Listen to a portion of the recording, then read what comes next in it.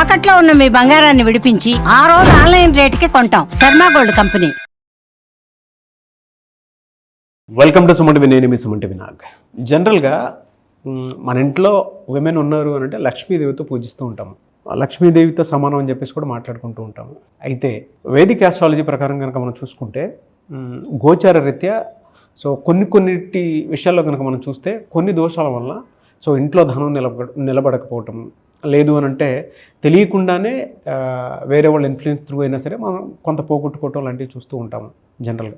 But గోచార రీత్యా వేదిక ఆస్ట్రాలజీ ప్రకారం కనుక మనం చూసుకుంటే ఇంట్లో ధనం నిలబడకపోవడానికి ఏ రకంగా చూసుకున్నా కూడా ఏ విధంగా ఉంటుంది అంటే దానికి గల ప్రధాన కారణాలు, దోషాలు ఏ విధంగా ఉండే అవకాశం ఉంటుంది అనేది ఈరోజు మనతో పాటు వేదిక ఆస్ట్రాలజర్ ఉమా గారు ఉన్నారు. అది వారి మాట్లాడి తెలుసుకుందాం. నమస్కారం ఉమా గారు. నమస్తే నాగరాజ్ గారు. ఆడవాళ్ళని మన ఇంట్లో లక్ష్మీదేవితో పూజిస్తూ ఉంటాం. అంటే ఈవెన్ మనం ఆ రెస్పెక్ట్ కూడా ఆ విధంగానే ఇస్తాము జనరల్గా. కొన్నిసార్లు ఏమవుతుందనంటే వాళ్ళ మీద నమ్మకంతో మనం ముందుకు వెళ్ళిపోయినప్పుడు తెలియకుండానే కొన్ని ఫినాన్షియల్ క్రైసిస్ మనకి వస్తూ ఉంటాయి అన్నమాట. అవునండి. అంటే ఎలాంటి దోషాల వల్ల ఆ విధంగా జరిగే అవకాశం ఉంటుందంటారు? తప్పకుండా అండి. జనరల్గానే మనం ఆడవాళ్ళని మహాలక్ష్మీదేవి స్వరూపంగా, శక్తి స్వరూపంగా భావిస్తూ ఉంటాం. కానీ కొంతమంది యొక్క ఆడవాళ్ళ యొక్క జీవితంలో కానీ లేదా ఆ ఆడవాళ్ళు నివాసం ఉండేటువంటి ఆ ఇంట్లో ఫ్యామిలీకి సంబంధించి కానీ వాళ్ళు ఎక్కువగా బాధపడేటువంటి అంశం ఏంటి అంటే డబ్బు నిలబడట్లేదండి, ఫైనాన్షియల్ ప్రాబ్లమ్స్ వస్తున్నాయి, సడన్గా మొత్తం అంతా డౌన్ఫాల్ చూస్తున్నాం అనేటువంటి భావన వాళ్ళకి కలిగి అడుగుతూ ఉంటారు. దానికి ప్రధానమైన కారణాలు 4 ఉంటాయి నాగరాజు గారు. మొదటిది వ్యయదోషము అంటారు. వ్యయదోషము అని అంటే విపరీతమైన ఖర్చులు పెట్టేటువంటి దోషము అని అర్థము. ఈ యొక్క వ్యయదోషము అని అంటే ఫర్ సపోజ్ చూస్తే కొంతమంది మనం జనరల్గా వింటూ ఉంటామండి. ఎలాంటివంటే తింటూ ఉంటే కొండలు కూడా తరిగిపోతాయి అలా వింటూ ఉంటాం. అంటే ఎప్పుడైతే అనవసరమైన ఖర్చు పెట్టడమే ఒక వ్యసనంగా, అదే ఒక అలవాటుగా ఉన్నటువంటి స్త్రీలు కానీ లేదా ఫ్యామిలీలో ఉండేటువంటి మెంబర్స్ కానీ అలా ఉంటే అసలు ఫైనాన్షియల్ లాసెస్ అనేవి చూస్తారు. వ్యయదోషాత్ నిత్యం అర్ధస్య క్షయం భవేత్ అంటారు. అంటే వ్యయదోషం ఎక్కడైతే ఉంటుందో అర్ధము అంటే డబ్బు అండి, క్షయం భవే క్షీణించిపోతుంది, ధనహీనులైపోతారు అని అర్థము. వ్యయదోషం ఉన్నటువంటి స్త్రీలు కానీ అంటే చాలామంది మనం చూస్తూ ఉంటామండి. ఆన్లైన్ షాపింగ్స్ అని, లేకపోతే అక్కడెక్కడికో వెళ్ళాలని, ఇక్కడెక్కడికో వెళ్ళాలని, అంటే ఇంకా ప్రతిరోజు ఖర్చు పెట్టకపోతే వాళ్ళకి నిద్ర పట్టదు. అది వాళ్ళకి అలవాటు అయినటువంటి ఒక వ్యసనం. అది ఆ వ్యసనంగా అలవాటు అయిపోయింది డబ్బులు ఖర్చు పెట్టడం అనేటువంటిది. ఎప్పుడైతే వ్యయదోషం ఉందో అక్కడ ఆర్థిక ఇబ్బందులు ఉంటాయి, అప్పులు ఉంటాయి, ఫైనాన్షియల్ ప్రాబ్లమ్స్ ఉంటాయి, డౌన్ఫాల్ ఖచ్చితంగా చూస్తారు. చాలామంది నాగరాజు గారు వ్యయదోషం ఉన్న వాళ్ళు మనం బాగా గుర్తించవచ్చు. అదేంటి అంటే వాళ్ళకి ఖర్చు పెట్టడమే ఇంక అలవాటు, డైలీ ఖర్చు పెడుతూ ఉంటారు. అది ప్రేమలో పడో, ఎవరైనా ఇష్టపడిన వ్యక్తుల కోసమో, చుట్టుపక్కల ఉండేటువంటి ఫ్రెండ్స్ కోసమో, లగ్జరీగా బ్రతకాలేటువంటి ఆలోచనతోనో విపరీతంగా ఖర్చు పెడుతూ ఉంటారు. అప్పులు చేసి మరీ వాళ్ళకి గిఫ్ట్లు ఇవ్వడము, లేకపోతే ఖర్చు పెట్టడము, ఇవన్నీ చేస్తూ ఉంటారు. దీన్ని వ్యయదోషంగా గుర్తించవచ్చు. 12వ స్థానంలో చంద్రుడు కానీ, శుక్రుడు కానీ, గురుడు కానీ ఉన్నప్పుడు ఇది ఖచ్చితంగా కనబడుతూ ఉంటుంది వ్యయదోషము.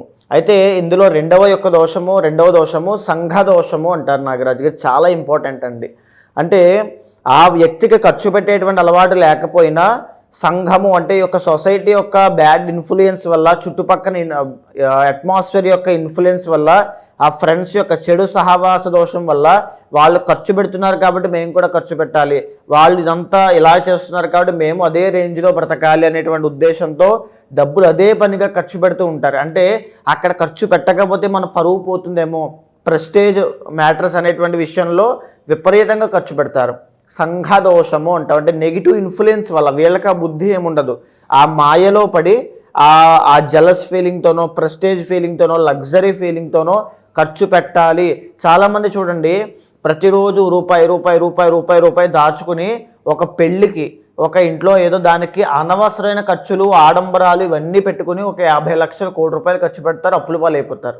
అప్పటిదాకా జీవితం అంతా కూడా రూపాయి కూడా తినకుండా దాచుకున్నటువంటి డబ్బుల్ని బయటికి సొసైటీలో ఆడంబరం చూపించుకోవడం కోసం చేసేటువంటి కార్యక్రమంలో కొన్ని 50 లక్షలు, కోటి రూపాయలు ఖర్చు పెడతారు చూడండి. వేరే వాళ్ళ ఇన్ఫ్లుయెన్స్ తోటి, ఎవరు మెప్పు కోసం కోరుకుని, ఆ గొప్పల కోసం, హైప్స్ కోసం, దాన్ని సంఘ దోషము అంటారు. అలాంటి దోషం ఉన్నప్పుడు కూడా 11th హౌస్లో కుజుడు ఉన్నప్పుడు కానీ, 11th చంద్రుడు ఉన్నప్పుడు కానీ, 11th కేతు ఉన్నప్పుడు, రాహు ఉన్నప్పుడు ఈ యొక్క దోషాన్ని గుర్తించవచ్చు. సో ఈ యొక్క దోషం ఉన్న వాళ్ళు కూడా తీవ్రమైన నష్టాలు తప్ప ఇంకేమీ చూడరు, అప్పుల పాలైపోతారు. అండ్ మూడవది ఏంటి అంటే అభావన దోషము అని ఉంటుంది. అంటే ప్లానింగ్ లేకపోవడము, ఫైనాన్షియల్ ప్లానింగ్ లేకపోవడము. కొంతమంది చూడండి నాగరాజు గారు, డబ్బులు ఇంట్లోంచి తల్లిదండ్రుల దగ్గర నుంచి తీసుకుని ఆ బిజినెస్ పెడతాను, ఈ బిజినెస్ పెడతానని చెప్పి బీటెక్ అవ్వగానే స్టార్ట్ చేసి ఏదో ఒక దాంట్లో బిజినెస్ పెట్టి కంప్లీట్గా నష్టపోతారు. అంటే వాళ్ళకి దాని నుంచి ఎంత డబ్బులు తిరిగి వస్తాయి, దాంట్లో ఎంత ఇన్వెస్ట్మెంట్ చేయాలి, ఎక్కడ డబ్బులు దాయాలి, ఎక్కడ డబ్బులు దాయకూడదు అనేటువంటి విషయం తెలియక ఆ తొందరపాటు నిర్ణయం తీసుకోవడం వల్ల అభావన దోషంతో కలిగి వాళ్ళు తీవ్రమైన నష్టాలు చూస్తారు. అందుకే కొంతమంది 33 సంవత్సరాలు వచ్చేంత వరకు సెటిల్ అవ్వడం చాలా కష్టం అవుతుంది. 30 years వరకు ఎవరి జాతకంలో అయినా ఎవరి జీవితంలో అయినా సెటిల్మెంట్ లేదు అంటే వాళ్ళకి అభావన దోషం ఉంది అని అర్థము. కొంతమందికి ఇది కాలసర్పదోషంగా కనబడుతూ ఉంటుంది. కాలసర్పదోషానికి 33 yearsకి చాలా ఇంటర్లింక్ ఉంటుంది నాగరాజు గారు. సో 33 సంవత్సరాల దాకా సెటిల్మెంట్ ఉండదు, డబ్బు సంపాదన ఉండదు, అప్పుల పాలు, వ్యసనాలు, చెడు సహవాస దోషము, కేసులు, గొడవలు, కలహాలు, ఫైనాన్షియల్ డౌన్ఫాల్, హెల్త్ ఇష్యూస్ ఇవే కనబడతాయి. పెళ్లి కూడా అవ్వదు. అంటే ఒక అభావన దోషం ఎప్పుడైతే సంతరించుకుంటుందో వాళ్ళ లైఫ్లో ఎదుగుదల అనేటువంటిది ఏమీ ఉండదు. సో ఈ యొక్క అభావన దోషం ఉన్న వాళ్ళని బాగా గుర్తించాలి అంటే ఏది కనబడితే ఆ బిజినెస్లో ఇన్వెస్ట్ చేసి నేను డబ్బులు సంపాదించగలను అనే భావనతో, అంటే తొందరపాటు నిర్ణయాలండి, stock market, share market, betting apps, జూదము, ఇంకా ఇవన్నీ కూడా అంటే నేను ఖచ్చితంగా దాంట్లో సంపాదించగలను ఓవర్ కాన్ఫిడెన్స్ ఒకటి, 2 తొందరపాటు నిర్ణయాలు ఒకటి, ఫైనాన్షియల్ ప్లానింగ్ లేకపోవడం ఒకటి, ఎవరి యొక్క ప్రాపర్ గైడెన్స్ లేకపోవడము, విచ్చలవిడిగా డబ్బులు ఖర్చు పెట్టడం వల్ల వచ్చినటువంటి దోషాలు యొక్క అభావన దోషము. అంటే స్ట్రిక్ట్గా పెంచకపోవడము, క్రమశిక్షణ లేకపోవడం వల్ల నష్టపోయేటువంటి ఆ సమస్యలు, ఇవన్నీ కూడా అభావన దోషం. ఏ బిజినెస్ కనిపిస్తే ఆ బిజినెస్లో ఇన్వెస్ట్ చేద్దామని అనుకుంటారు, అంతే, అప్పు తీసుకొచ్చినా సరే అంతే కదా. అలాంటివి ఉంటాయి. అంటే ఇంకా ఆ బట్టల షాపు ఖచ్చితంగా అయిపోతుంది అంటే దానికి ఎంత డిమాండ్ ఉంది, ఎంత సప్లై ఉంది, ఏమీ ఉండదు. అది ఎవ్వరూ పెట్టలేదు, నేను పెట్టండి క్లిక్ అయిపోతాను. ఈ ఒక్క లాజిక్ తప్ప ఇంకా వాళ్ళు ఏది ఫాలో అవ్వరు అనమాట. సో అలాంటి వాళ్ళు ఈజీగా అభావన దోషంలో ఉంటారని మనం చెప్పొచ్చు. అయితే 4వది అన్యోన్య రుణ దోషము అని ఉంటుంది నాగరాజు గారు. అన్యోన్య రుణ దోషము అని అంటే కొంతమంది చూడండి, మనం చాలా సందర్భాల్లో చెప్పుకున్నాం, ఎప్పుడైతే భార్య భర్తను మాట దాటి బయటకు వెళ్ళి చేయకూడనటువంటిది ఏదైనా ఫైనాన్షియల్ రాంగ్ ఇన్వెస్ట్మెంట్స్ కానీ ఏదైనా చేసినప్పుడు నష్టపోతుంది అనే విషయాన్ని మనం మాట్లాడుకున్నాం. సో ఇది అన్యోన్య రుణ దోషం దానికి సంబంధించిందేనండి. ఎప్పుడైతే స్త్రీలు ఐదర్ మెన్ ఆర్ ఉమెన్ ఖచ్చితంగా ప్రాపర్ గైడెన్స్ లేకుండా, ఆలోచన లేకుండా, ఇంట్లో వాళ్ళకి చెప్పకుండా నేను చెయ్యగలను, నాకు మాత్రమే తెలుసు, మీకు ఎవరికి అది సరిగ్గా తెలియదు అనే భావంతో ముందుకు వెళ్ళారనుకోండి, ఈ అన్యోన్య రుణ దోషంలో పడతారు. అంటే అప్పుల పాలైపోతారని అర్థం. చాలామంది చూడండి, ఇంట్లో ఆడవాళ్ళు మగవాళ్ళకి తెలియకుండా, అంటే భర్తకి కానీ ఎవరికి తెలియకుండా ఉన్నటువంటి డబ్బును బయటికి వడ్డీకి ఇవ్వడము, లేకపోతే ఇంట్లోంచి ఏదైనా డబ్బు సంపాదిద్దాము అని చెప్పి వర్క్ ఫ్రమ్ హోమ్ లాంటివి సెలెక్ట్ చేసుకోవడం వల్ల డబ్బు లాస్ అయిపోవడము ఈ మధ్య మనం చూస్తూ ఉన్నామండి. ఇలాంటివన్నీ కూడా అంటే ఎవరికీ తెలియకుండా దీంట్లోంచి డబ్బులు వస్తాయి అనే భావనతో రోజుకి 1-2 గంటలు పనిచేసి వేల డబ్బులు కూడా వాళ్ళు అడుగుతారు, ఆఖరికి మొత్తం నష్టపోతారు. అంటే బెట్టింగ్ యాప్స్ లాంటివి కూడా చెప్పచ్చు. అంటే ఎలాగోలా నేను ఇంట్లో తెలియకుండా డబ్బు సంపాదించి వీళ్ళకి ఏదో ఒక సర్ప్రైజ్ ఇద్దాం, ఒక గిఫ్ట్ ఇద్దాం, డబ్బు దాద్దాం అనేటువంటి ఆలోచనతో ముందుకు వెళ్ళినటువంటి భావన ఇదంతా కూడా. కొంతమంది తెలిసి చేస్తారు, కొంతమంది తెలియక చేస్తారు. అన్యోన్య రుణ దోషము, భర్తని దాటి లేదా ఇంట్లో వాళ్ళని దాటి తెలియకుండా ఒక ముందుకు వెళ్ళడం వల్ల ఇల్లీగల్గా డబ్బు సంపాదించడం కానీ ఏదైనా సరే అన్యోన్య రుణ దోషంగా వస్తుంది.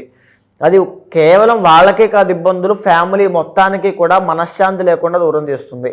సో భర్తని రోడ్డు పాలు చేయడము, అంటే ఆయన యొక్క పరువు డీఫేమ్ చేయడం, డీపాపులర్ చేయడము, ఇవన్నీ కనబడుతూ ఉంటాయి ఈ తొందరపాటు నిర్ణయాలు తీసుకుని చేయడం మూలాన.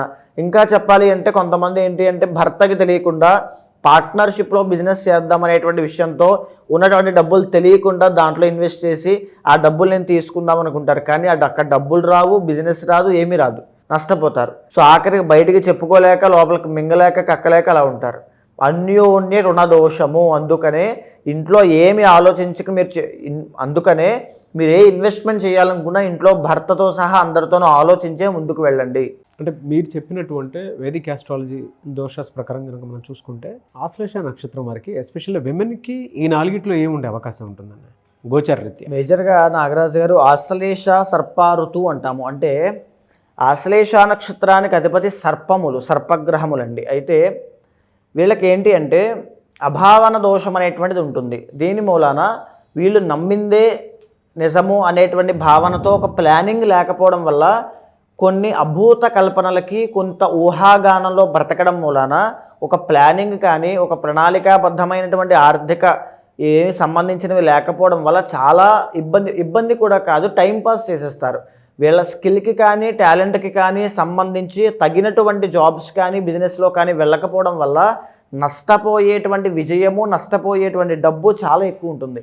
మేజర్గా మీరు అది అంటే మీకు ఒక సాటిస్ఫాక్షన్ ఉండదు. నేను ఇది చేయడం ఏంటి, నాకు నా రేంజ్కి నేను వేరేది చేయాలి అనేటువంటి భావన ఉన్నా దానికి తగినటువంటి ప్రయత్నాన్ని వీళ్ళు అవలంబించలేరు. బికాజ్ కారణం అభావన దోషము, అది వీళ్ళని ముందుకు వెళ్ళనివ్వదు. సర్పగ్రహములు కాబట్టి అంటే వీళ్ళు కొద్దిగా ఆవేశపరులు, అంటే మరీ నిజాయితీ ఎక్కువగా ఉంటుంది, మరి కోపం ఎక్కువగా ఉంటుంది, ఎవరిని అంత ఈజీగా నమ్మరు, నమ్మితే ప్రాణం ఇచ్చేస్తారు. కొంత ఎక్స్ట్రీమ్ నేచర్ అనేది వీళ్ళకు ఉంటుంది నాగరాజు గారు. దీని మూలానే వీళ్ళకి ఇబ్బందులు చేకూరుతాయి అని చెప్పచ్చు. And the original 12th lord వీళ్ళకి బుధుడు అవుతారు. దీని మూలాన వీళ్ళ ఫ్రెండ్స్ని పట్టుకుని అక్కడే చుట్టూ తిరగడము, వీళ్ళ బంధువులతోనే ఉండాలి అనేటువంటి భావన, అంటే ఏదో విధంగా పైకి ఎదగాలి, ఏదో విధంగా నేను సంపాదించాలనే కాకుండా కొన్ని రిలేషన్స్ అనేటువంటి వీళ్ళని ఆపేస్తూ ఉంటాయి. కొంతకాలం లవ్ అయితే, కొంతకాలం ఇంట్లో ఫ్యామిలీ అయితే, కొంతకాలం తర్వాత భార్య. సో ఈ రకమైనటువంటి పరిస్థితుల్లో వీళ్ళు ముందుకు కదలలేని పరిస్థితుల్లో సంపాదన తక్కువగా ఉండి ఫైనాన్షియల్ ప్రాబ్లమ్స్కి చాలా దారితీస్తూ ఉంటుంది ఖచ్చితంగా. అదేవిధంగా పోనీ పెళ్ళయిన తర్వాత కానీ రిలేషన్లోకి వెళ్ళిన తర్వాత కానీ అన్యోన్య రుణదోషం వల్ల పెళ్ళయిన తర్వాత ఏదైనా సుఖపడతారా అంటే లేదు. సో మ్యారీడ్ లైఫ్లో కూడా కీచులాటలు అవి చాలా ఎక్కువగా ఉంటాయి. ఎక్కడైనా చూడండి, ఎప్పుడైతే భార్యాభర్తల మధ్యలో అన్యోన్యత లోపిస్తుందో అక్కడ ఫైనాన్షియల్ ప్రాబ్లమ్స్ కూడా ఉంటాయి, ఖచ్చితంగా కనబడతాయి. ఇది ఆశ్లేష నక్షత్రం వాళ్ళు ఫేస్ చేస్తారు ఖచ్చితంగా. అదేవిధంగా అందరినీ నమ్మి ముందుకు వెళ్ళడం, బికాజ్ ఆశ్లేష నక్షత్రానికి అధిపతి బుధుడు. వీళ్ళ క్యాలిక్యులేటివ్ మైండ్ సెట్, అంత క్యాలిక్యులేషన్స్ వేసుకుని అంత మేనేజ్మెంట్ చూసుకుని ఇది చేసి అది చేసి చివరికి వెళ్ళి ఎవరి బుట్టలోనే పడతారు. అది జరుగుతుంది ఆశ్లేష నక్షత్రం వాళ్ళకి. అంటే అభావన దోషం ఏదైతే ఉంటుందో అది ఒకటి, అన్యోన్య రుణదోషం ఒకటి, రెండు కూడా తీవ్రంగా ఇబ్బంది పెడతాయండి. ఎవరిని నమ్మొద్దు. మీరు విజయం మీద ముందుకు వెళ్ళాలి అంటే మీ గమ్యాన్నే ఆలోచించండి తప్ప ఇంకేది ఆలోచించద్దు. మీ కొన్నిసార్లు మీ కోపము కూడా మీ శత్రువు అవుతుంది.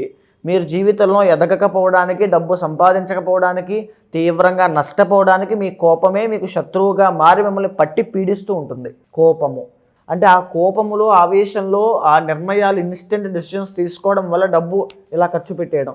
పర్వాలేదు, నాకు డబ్బు లేకపోయినా పర్వాలా, నేను ఇక్కడే ఉంటా, నాకు ఏది రాకపోయినా పర్వాలేదు ఇక్కడే ఉంటా అనేటువంటి ఒక పట్టుదల, అది కొన్నిసార్లు అనవసరమైన పట్టుదలకి దారితీయడం వల్ల నష్టపోతారు. సో కోపము తగ్గించుకునే ప్రయత్నం చేయండి అమ్మా. అన్ని విషయాలను అందరినీ నమ్మొద్దు. ఏదైనా చేదు వార్తలు తెలిసినా, ఎవరైనా కొంచెం కటువుగా చెప్పినా అది చెడ్డ విషయం తీసుకోవద్దు. ఇప్పుడు నేను చెప్పేది కూడా మీరు చెడ్డ విషయంగా తీసుకోవద్దు, పాజిటివ్గా తీసుకోండి. ఆశ్లేష నక్షత్రం వాళ్ళతో మనం చాలా జాగ్రత్తగా మాట్లాడాలి నాగరాజు గారు. ఓకే, చాలా జాగ్రత్తగా ఉండాలి. సో మీ అతి నిజాయితీ కానీ అతి మంచితనం కానీ మిమ్మల్ని మోసం చేసే విధంగా తయారవుతుంది. జాగ్రత్తగా ఉండండి. వీళ్ళకి ఏ మంత్ నుంచి ఏ మంత్ వరకు, అంటే జూన్ నుంచి డిసెంబర్ వరకు ఏ విధంగా ఉండే అవకాశం ఉంది? మేజర్గా ఈ ఇయర్లో అయితే పెద్దగా గ్రోత్ ఏమీ కనిపించట్లేదు నాగరాజు గారు వీళ్ళకి. అంటే ఉన్నటువంటివి కూడా అవకాశాలు దూరం అయ్యే అవకాశం ఎక్కువగా కనబడుతోంది. పేరు డీపాపులర్ అవ్వడం, డీఫేమ్ అవ్వడము, బ్యాడ్ నేమ్ రావడం, ఎలిగేషన్స్ అనేవి రావడము, భయము, ఏం జరుగుతుందో తెలియని పరిస్థితి, ఇలాంటివి ఎక్కువగా కనబడుతూ ఉన్నాయి ఈ ప్రాబ్లమ్స్ అన్నీ కూడా. అయితే కొన్ని మంత్స్లో మాత్రం వీళ్ళకి మంచి రోజులు రాబోతున్నాయని చెప్పచ్చు. 28th జూలై దగ్గర నుంచి 30th సెప్టెంబర్ దాకా కుజుడి బలం బాగుంది. సో ఈ టైంలో చదువుకునేటువంటి విద్యార్థులు, కాంపిటేటివ్ ఎగ్జామ్స్ రాసే వాళ్ళైతే సక్సెస్ చూస్తారు ఖచ్చితంగా. స్పోర్ట్స్ ఫీల్డ్లో ఉన్న వాళ్ళైతే సక్సెస్ చూస్తారు ఖచ్చితంగా. పెద్దవాళ్ళు రియల్ ఎస్టేట్ రంగంలో వ్యాపారం చేస్తుంటే సక్సెస్ చూస్తారు. మంచి అవకాశాలు, ఆదాయం ఆ 1 monthలోనే బాగుంటుంది. ఆ తరువాత మళ్ళీ ఏప్రిల్ 15 దగ్గర నుంచి జూన్ 15 దాకా, సెప్టెంబర్ 15 నుంచి అక్టోబర్ 15 దాకా ఈ 2 monthsలోనూ రవి బలం బాగుంది. చేసేటువంటి పని రీత్యా మంచి ఎదుగుదల, పై అధికారుల దగ్గర నుంచి అభినందనలు, ప్రశంసలు, మన్ననలు పొందే అవకాశము కేవలం ఈ 2 monthsలో మాత్రమే ఉంటుందండి. సో ఈ 2 monthsని చాలా జాగ్రత్తగా ఆ టైంలో మీరు ఏం తీసుకున్న నిర్ణయము ఈ టైంలోకి వచ్చేలాగా షెడ్యూల్ చేసుకోండి. చాలా జాగ్రత్తగా ముందుకు వెళ్ళండి. ఈ ఇయర్ అంతా కూడా పెద్దగా ఫేవరబుల్గా ఏమీ లేదు అని చెప్పచ్చు. ఎలా సార్, అంటే వీళ్ళకి జనరల్గా రెమెడీస్ ఏమి ఉంటాయండి? మహాలింగార్చన అని ఉంటుందండి శివుడికి. మహాలింగార్చన ఖచ్చితంగా ఒక 11 పౌర్ణములు మానకుండా చేస్తే వీళ్ళ లైఫ్ మొత్తం టర్న్ అవుతుంది. 11 పౌర్ణమి రోజుల్లో మహాలింగార్చన చేయాలి శివుడికి. ఎనీవేస్ థ్యాంక్ యూ అండి, థ్యాంక్ యూ సో మచ్ అమ్మ గారు. ప్రతి ఒక్కరికి ఏంటంటే త్రూ వేదిక్ ఆస్ట్రాలజీ వాళ్ళకు ఉండేటువంటి పర్సనల్ చాట్ ద్వారా తెలుసుకుని ముందుకు వెళ్ళాలి అనుకున్నటువంటి వాళ్ళు ఉంటారు. అంటే కొంతమందికి ఫినాన్షియల్, కొంతమందికి కెరీర్, కొంతమందికి ఏమో వైఫ్ అండ్ హస్బెండ్ రిలేషన్షిప్, కొంతమందికి మ్యారీడ్ లైఫ్లో పిల్లలు పుట్టకపోవటము అట్లాంటి ఏదో కొన్ని దోషాల వల్ల ఇలా జరుగుతుందని చెప్పేసి తెలుసుకోవాలి అనుకున్నటువంటి వాళ్ళు ఉంటారు. కొంతమందికి ఏంటంటే నరదృష్టి ప్రభావం కూడా ఎక్కువ ఉంటూ ఉంటుంది. బిజినెస్ లాస్ అవటము, లేదంటే మనుషులు కోల్పోవటము, హెల్త్ ఇష్యూస్ రావటం చూస్తూ ఉంటాం. అటువంటి వాళ్ళు మీ దగ్గర పర్సనల్ చాట్ తీసుకొని రెమెడీస్ కోసం అని చెప్పేసి చూసేటువంటి వాళ్ళు ఉంటారు. ఎలా మిమ్మల్ని అప్రోచ్ అవ్వాలి? తప్పకుండా అండి. మనం మాట్లాడుకునేటువంటి అంశాలన్నీ కూడా గోచారానికి సంబంధించిందండి. కానీ పర్సనల్ చాట్లో వాళ్ళు ఎందుచేత ఆ డబ్బు లాస్ అవుతున్నారు, ఏ టైం పీరియడ్ ఆఫ్ టైంలో వీళ్ళు చాలా జాగ్రత్తగా ఉండాలి. డబ్బు లాస్ అయ్యేటువంటి period of time, a period of టైంలో వీళ్ళు ఇన్వెస్ట్మెంట్స్ చేయొచ్చు, ఎక్కడ వీళ్ళు మోసపోయే అవకాశాలు ఉంటాయి, ఇవన్నీ కూడా పర్సనల్ చార్ట్ చూసిన తర్వాత తెలుసుకోవచ్చు. అలా ఎవరైనా తెలుసుకోవాలనుకుంటే ఖచ్చితంగా మీకు కింద కనిపించే నెంబర్కి ఖచ్చితంగా కాల్ చేయండి. మా వాళ్ళు మీకు పూర్తి వివరాలు అందిస్తారు. మీ గోచారాన్ని, మీ పర్సనల్ చార్ట్ని చూసిన తర్వాత మీ సమస్య ఏదైనప్పటికీ కూడా అండ్ మీ కోరిక ఏదైనప్పటికీ కూడా దాన్ని చూసిన తర్వాత కూలంకషంగా ఏదైనా నిర్దిష్టమైన పరిహారములు మీతో ఆచరింపచేసి మంత్రోచ్చారణ అంటే మంత్రపారాయణ ప్రతినిత్యం ఆచరింపచేసి మీకు మంచి శుభ ఫలితాలు వచ్చేలా చేస్తాను. డెఫినెట్లీ అండి. ఎనీవేస్ థ్యాంక్ యూ అండి, థ్యాంక్ యూ సో మచ్ అమ్మ గారు. నమస్తే అండి. చూసారు కదండి వీడియో. ఈ వీడియోపై మీ అభిప్రాయాన్ని కమెంట్ బాక్స్లో పోస్ట్ చేయండి. త్రూ వేదిక్ ఆస్ట్రాలజీ మీకు ఉన్నటువంటి సమస్యలు ఏదున్నా సరే మీరు ఉమాగారిని సంప్రదించి అపాయింట్మెంట్ బుక్ చేసుకోవాలి అనుకుంటే మాత్రం స్క్రీన్ మీద కాంటాక్ట్ నెంబర్ కనిపిస్తుంది. దాన్ని మీరు కాల్ ఆర్ మెసేజ్ వాట్సాప్ చేసి వెంటనే అపాయింట్మెంట్ బుక్ చేసుకోండి. ఈ వీడియో లైక్ చేయండి, షేర్ మాత్రం తప్పకుండా చేయండి. ఇలాంటి మరిన్ని వీడియోస్ కోసం మా ఛానల్ ఫాలో అవ్వండి. Thank you.